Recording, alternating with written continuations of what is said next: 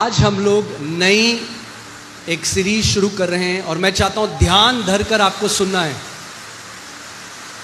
Okay, सबको आवाज आ रही है मेरी? Clear? Okay, we love you, we love you. Okay, so आज गलातियों की पत्री को हम सीखेंगे, द बुक ऑफ गलेशियंस, और हम जानेंगे कि कैसे ये जो एक पत्री है, ये एक लेटर है। ये क्या है? पत्री है, एक लेटर है जो पौलुस प्रेरित ने गलातियों में जो कलीसियाएं हैं, एक कलीसिया नहीं, जो कलीसियाओं का एक समूह है, मल्टीपल चर्चेस, उनको प्रेरित पौलुस ने ये पत्रियां लिखी।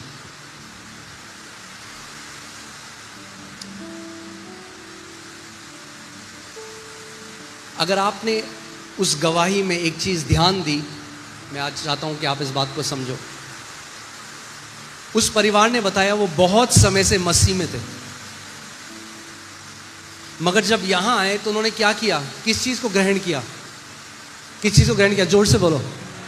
वचन को ग्रहण किया। और जब वचन को ग्रहण किया तो वचन उनके जीवन में क्या लेकर आया? परिवर्तन। जो कलीसिया ईसाई लोग कलीसिया रीति रिवाज से जाते हैं कि हमने संडे को अटेंडेंस लगा दी, अब हम वापस घर जा रहे हैं। ये धर्म की जगह नहीं, ये बेटे और बेटियों के प्रशिक्षण की जगह है। आमीन। तो मैं चाहता हूं उसी स्वभाव से आप बैठो, क्योंकि कैसा आपका जीवन होगा, कैसा आप जीवन जियोगे, ये निर्भर करता है आपका स्वभाव परमेश्वर के वचन के लिए कैसा है।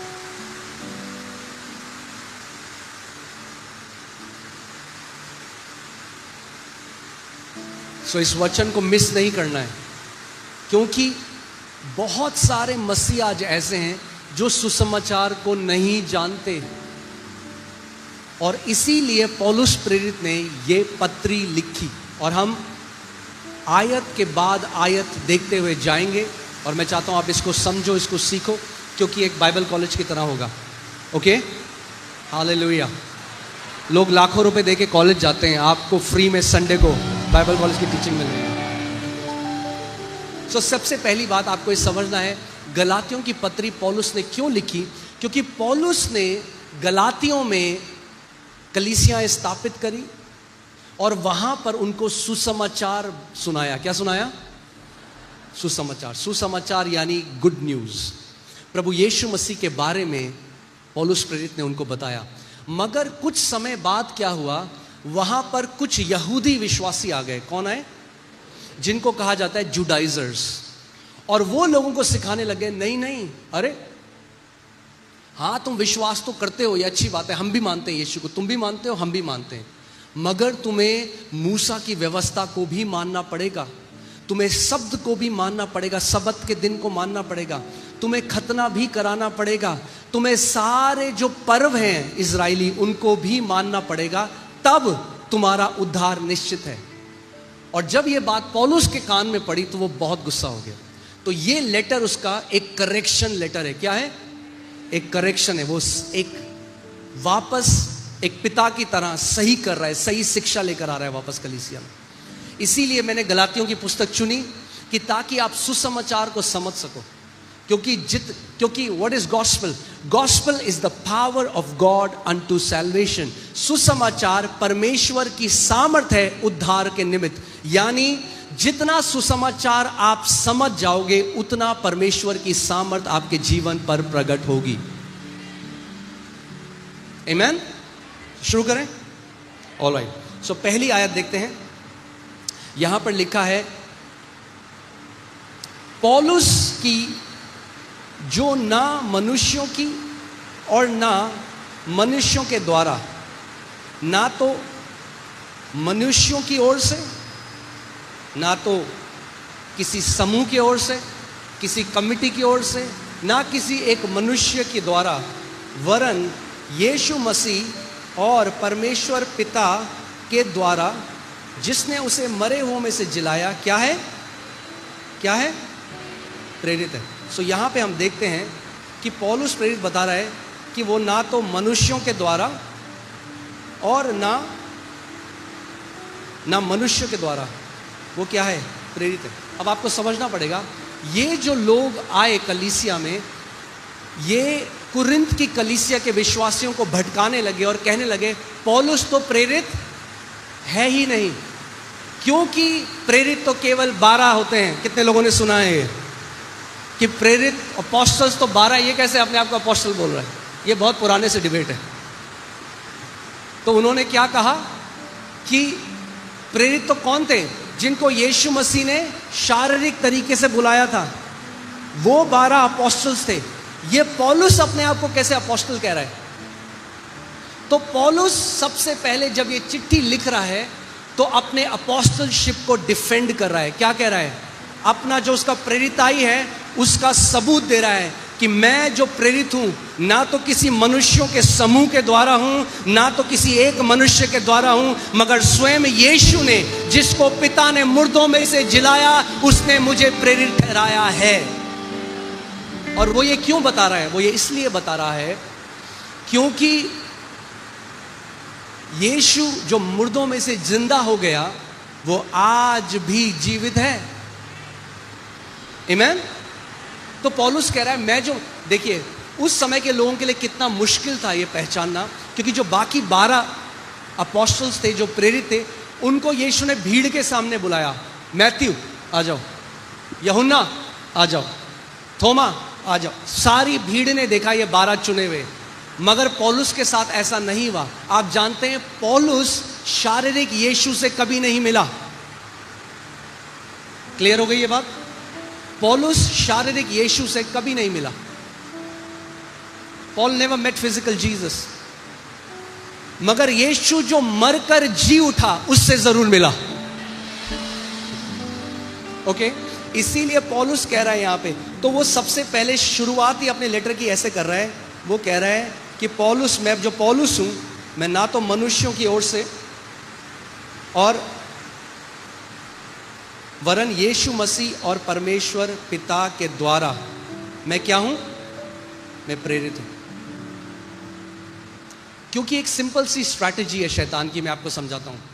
अगर जो संदेश देने वाला है, अगर उसी का आप जो दफ्तर है उसको नकार दो, तो फिर उसका संदेश जो है वो भी बेकार हो जाएगा। अगर कोई, शैतान आज भी कहता है अरे ये व्यक्ति झूठा है, तो अगर लोग मान ले कि वो व्यक्ति झूठा है, तो जो वो संदेश दे रहा है वो भी फिर क्या है? वो भी झूठा है। तो यही उस कलीसियाओं में एक वाद विवाद, एक कंफ्यूजन होने लगा कि सारी कलीसियां वो कह रही अरे ये तो हमारा आत्मिक पिता है। अब बाकी तो लोग कह रहे हैं कि अरे ये तो है ही नहीं प्रेरित, इसको किसने अपोस्टल बना दिया? क्योंकि अपोस्टल तो केवल 12 थे। तो जो मूर्ख मसीह लोग ये बोलते हैं आज भी, उन्होंने बाइबल नहीं पढ़ी, उनके हिसाब से तो पौलुस भी प्रेरित नहीं है, तो उन्हें 2/3 नया नियम फाड़ के फेंक देना चाहिए। क्योंकि 2/3 नया नियम 12 ने नहीं, एक पौलुस ने लिखा है। कितने लोगों को समझ आ रहा है मैं क्या कह रहा हूं? आमीन। वो 12 मैं नहीं था। और आज भी कई लोग इस बारे में बात करते हैं कि आज के समय में अपोस्टल्स क्या होते हैं? नहीं होते। तो जो कोई कहता है कि परमेश्वर ने उसको एक प्रेरित के लिए बुलाया है या सेवकाई दिया है, वो क्या है? वो झूठे हैं। क्योंकि अगर ये मान लिया, ये फैला दिया कि वो झूठे हैं, तो उनका संदेश भी फिर क्या है? झूठा है, कोई इसको सुनेगा नहीं। मगर हमेशा याद रखना, एक जो सच्चा प्रेरित होता है उसको बैक परमेश्वर स्वयं करता है, उसके पीछे स्वयं परमेश्वर खड़ा होता है। क्योंकि कोई भी आज एक टाइटल फेक कर सकता है, एक शीर्षक को झूठा बोला जाता है, कल को कोई अपने आप को कुछ भी बोल दे, मगर फल फेक नहीं किए जा सकते। टाइटल तो आप फेक कर सकते हो, फल फेक नहीं कर सकते। टाइटल आप अपने आप को कुछ भी बोल सकते हो, मगर उसके पीछे फल भी होने चाहिए जो सेवकाई के बारे में बात करते हैं। आमीन।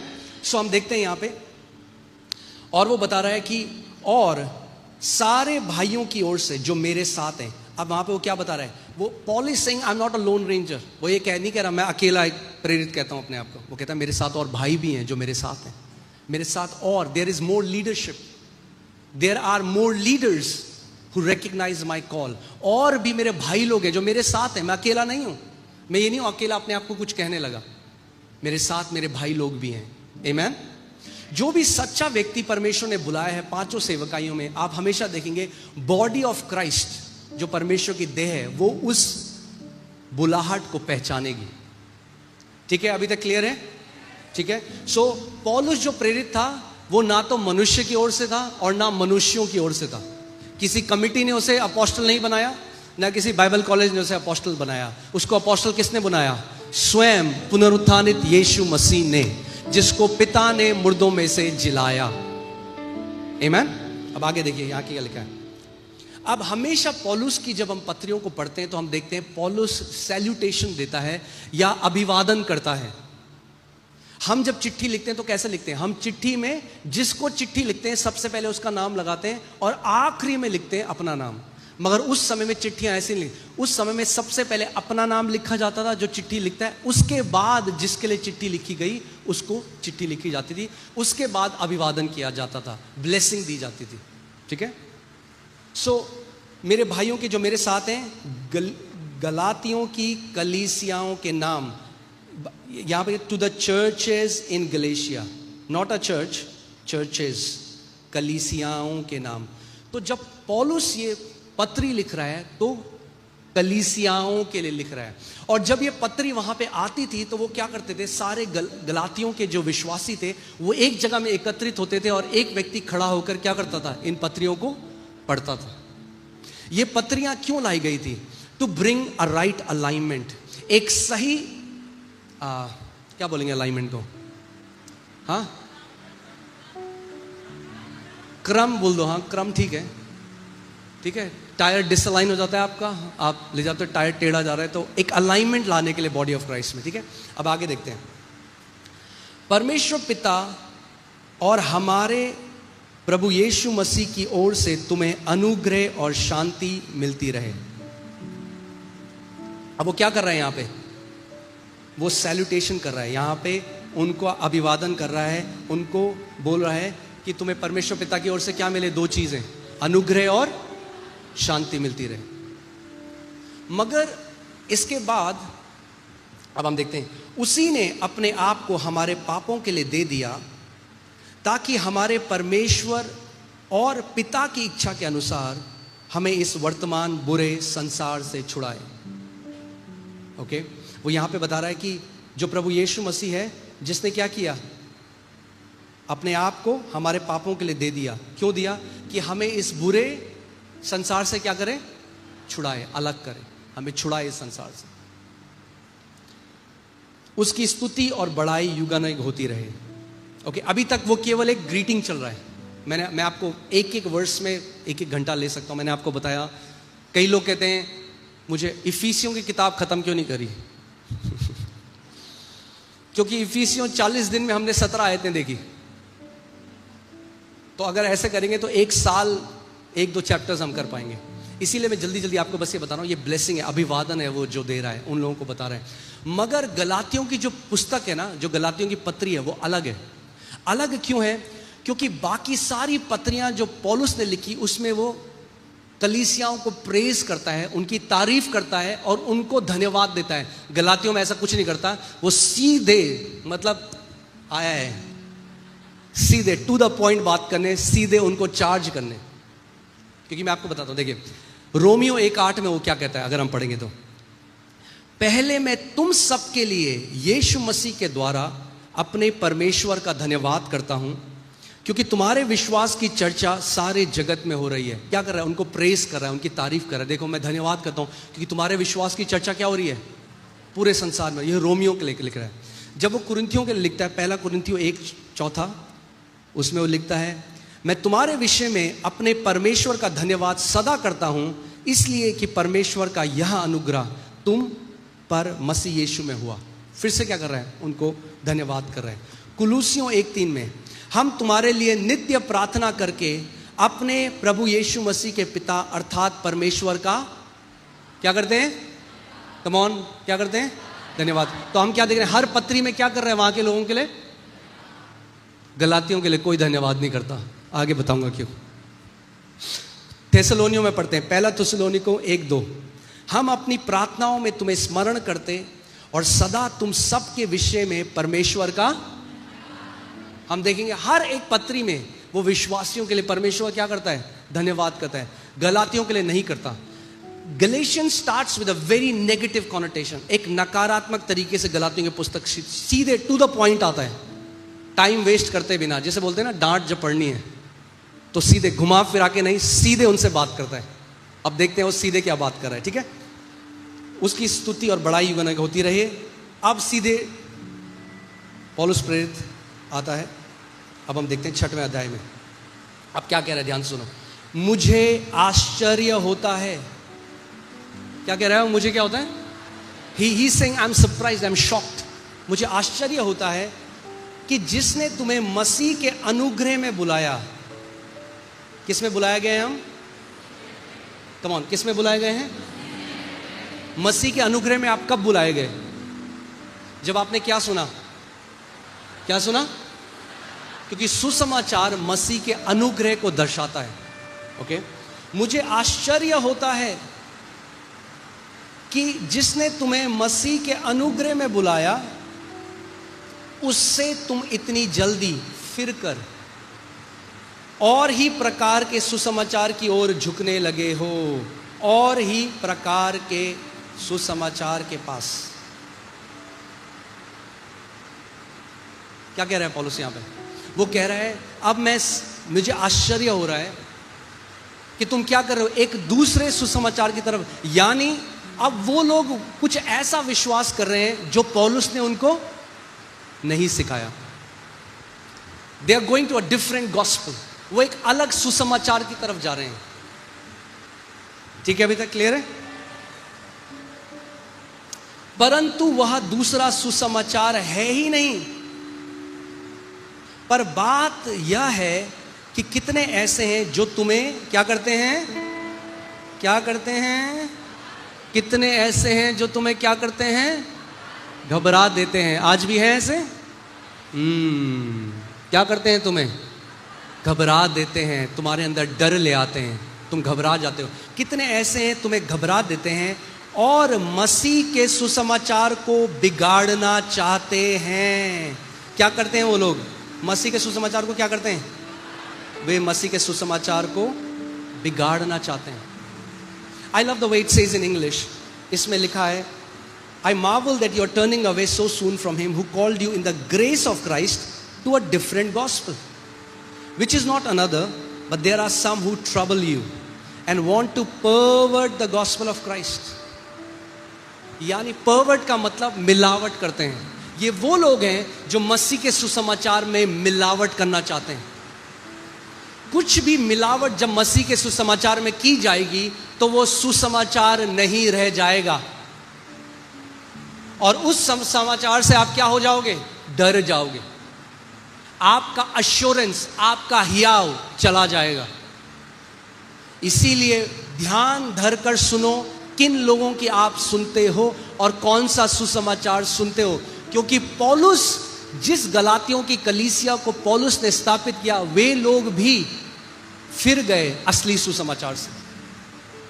और इसीलिए उसको ये चिट्ठी लिखनी पड़ी। अब आगे देखो क्या लिखा है, आगे और बढ़िया होने वाला है। वो कह रहे हैं कि अब उन लोगों ने सुसमाचार को कैसे बिगाड़ा? उन लोगों ने सुसमाचार को ऐसे बिगाड़ा कि वे पौलुस के, वो लोगों के पास जाके बोलने लगे, अरे पौलुस को तो यीशु ने बुलाया ही नहीं है, तो जो सुसमाचार वो तुम्हें दे रहा है वो सही नहीं है। सही सुसमाचार हम दे रहे हैं क्योंकि हम क्या हैं? यहूदी हैं। आज भी कई मसीह जाते हैं इजराइल, उनका सुसमाचार कुछ और ही हो जाता है। फिर वो कहते हैं नहीं नहीं, हमें सारे इजरायली पर्व मानने हैं। सुना है आपने कभी? हाँ, because the gospel has been, any time you mix anything in the gospel, आप उसको खराब कर देते। आपके घर में मम्मी ने राजमा चावल बनाया, राजमा बढ़िया में नहीं है। अब आपने कहा राजमा बनी हुई है, मैं इसको और अच्छा कुछ बनाता हूं। आपने उसमें और नमक मिला दिया, क्या हो गया? पूरे डिश की बैंड बजा दी। तो ऐसे ही जब आप सुसमाचार में कुछ मिलाते हो, मनुष्य की शिक्षा, तो सुसमाचार को क्या कर देते हो? परवर्ट कर देते हो, उसको करप्ट कर देते हो, उसको खराब कर देते हो। उसके अंदर से वो सामर्थ्य चली जाती है। कितने लोगों को समझ आ रहा है मैं क्या कह रहा हूं? आवाज क्लियर आ रही है आपको? ध्यान से समझना इसको। अब पौलुस कुछ ऐसी बात कर रहे हैं। अच्छा, अब वो ये कह रहा है, देखो, हाँ, डिफरेंट गॉस्पेल कौन सा है? Gospel of Christ. Gospel of Christ कौन सा है? Which reveals the grace of Christ. मसीह का सुसमाचार कौन सा है? जो मसीह का अनुग्रह के पास आपको ले चलता है। पौलुस कह रहा है तुम अब मसीह के अनुग्रह से फिर गए हो, क्योंकि तुम सुसमाचार से भी फिर गए हो। सो सुसमाचार हमेशा हमें किधर की तरफ ले जाता है? मसीह के, जोर से बोलो, मसीह के अनुग्रह की तरफ। The gospel of Christ takes us to the grace of Christ. Okay, आगे देखते हैं। अब देखो वहां पे पौलुस क्या कह रहा है आगे। परंतु यदि हम या स्वर्ग से कोई दूत भी उस सुसमाचार को छोड़ जो हमने तुमको सुनाया है, कोई और सुसमाचार तुम्हें सुनाए तो क्या हो? क्या हो? श्रापित हो। वो कह रहा है जो सुसमाचार तुमने हमसे सुना, वो कौन सा सुसमाचार है जो पौलुस ने सुनाया? कौन सा सुसमाचार है? अनुग्रह का सुसमाचार है। कौन सा सुसमाचार है?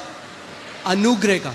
वो कह रहा है अगर हम में से किसके लिए वो कह रहा है? कह रहा है मैं या सारे के सारे प्रेरित, यूहन्ना, पतरस, याकूब, कोई भी, अगर चाहे वो मनुष्य हो चाहे वो स्वर्गदूत भी हो। क्योंकि आज कई लोग क्या बोलते हैं, अरे आपको नहीं पता, मैं उपवास प्रार्थना में था और मुझे ऐसा दर्शन आया और स्वर्गदूत ने मुझसे कहा, और एक नया प्रकाशन जोड़ देते हैं। मैंने देखा कि कलीसिया में जो विश्वासी हैं, जो यीशु को मानते हैं, वो भी नरक में जल रहे हैं। कैसे माना? और लोग मानने लग जाते हैं। क्यों मानने लग जाते हैं? क्योंकि एक स्वर्गदूत ने उनको नरक दिखाया। पौलुस कह रहा है यदि एक स्वर्गदूत भी दूसरा सुसमाचार प्रचार करे तो वो श्रापित हो। We are not persuaded by angels. स्वर्गदूत भी हमें सुसमाचार से नहीं हिला सकते। हमारी नींव सुसमाचार में अड़िग है। आपको ये बात समझनी पड़ेगी।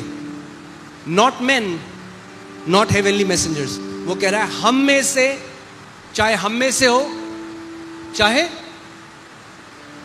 स्वर्गदूत ही क्यों ना हो, अगर वो भी कोई और सुसमाचार दे, कोई और सुसमाचार तुम्हें बताए, तो वो क्या हो?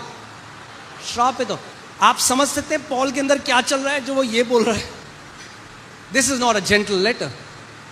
ये जेंटल लेटर नहीं है। He is pronouncing a curse on those who are perverting the gospel. वो कह रहा है वो श्रापित ठहरे जो सुसमाचार को खराब करते हैं।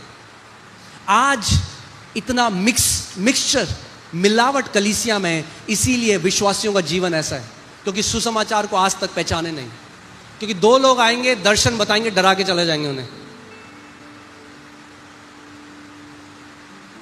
एक फैमिली है, मैं आपको सच बता रहा हूं, वो फैमिली है, उन्होंने यहां आना छोड़ दिया। मैसेज करते हैं, कह रहे हैं हम बहुत प्यार करते हैं कलीसिया से, हम सारे वचन सुनते हैं, मगर एक स्त्री हमारे पास आई और बोली अरे वहां तो सारी चंगाइयां शैतान करता है, वहां मत जाओ, तो अब हम यहां नहीं आते।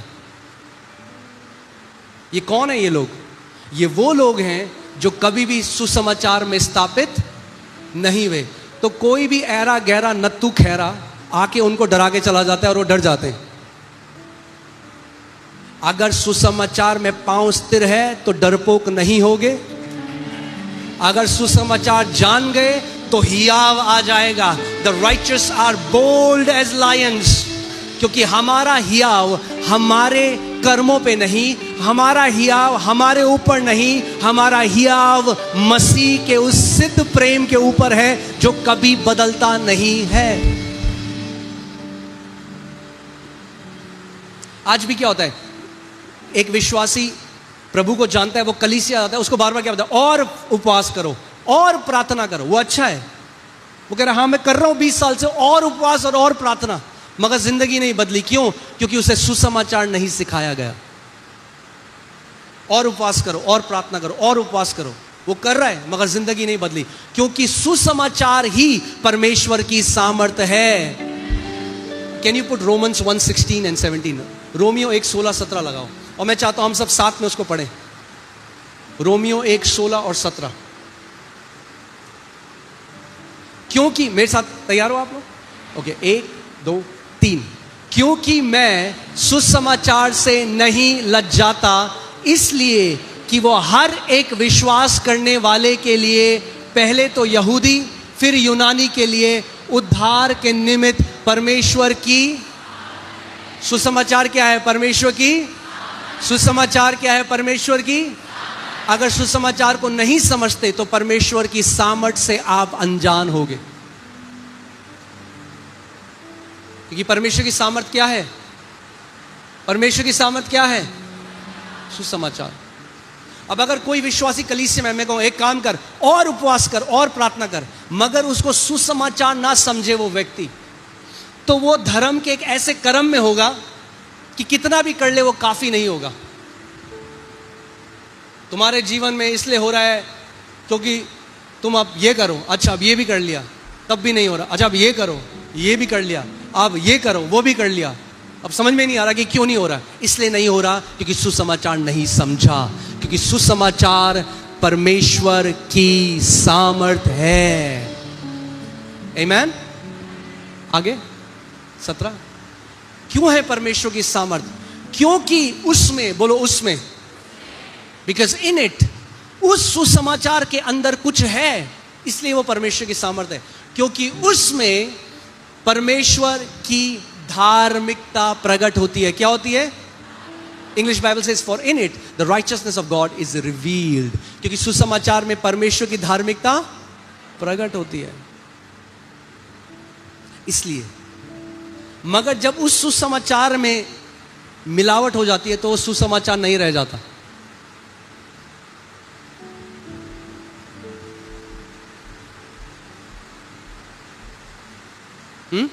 आज आपने सुना वो जो परिवार कह रहा था कि उन्हें बोला गया तुम्हारे बच्चों के साथ ऐसा है क्योंकि परमेश्वर तुम्हारे बच्चों के साथ ऐसा कर रहा है क्योंकि तुम चर्च लेट आते हो। मैंने, हैं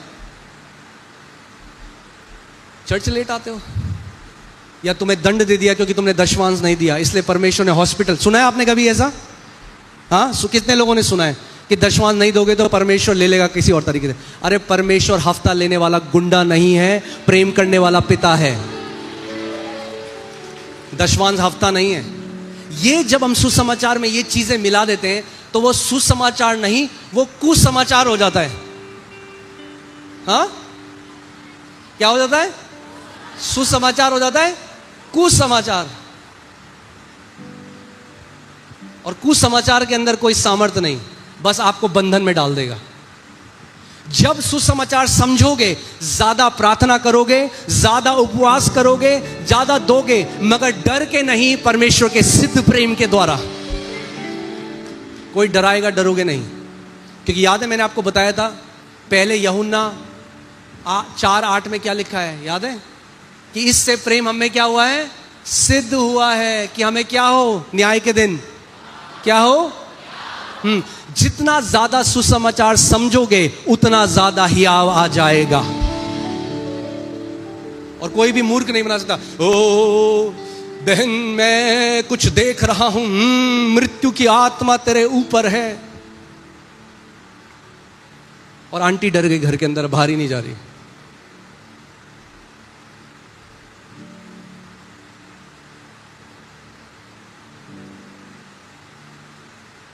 इब्रानी 12:6 लगाओ। अगर वचन अंदर है और कोई ये कुसमाचार लेके आता है, आपके अंदर से सुसमाचार बाहर आना चाहिए।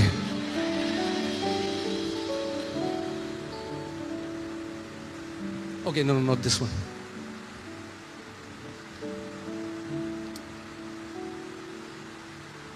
आमेन।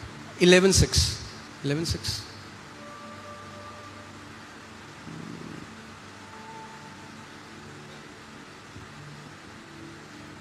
ओके, ठीक है, वापस आते हैं इसमें।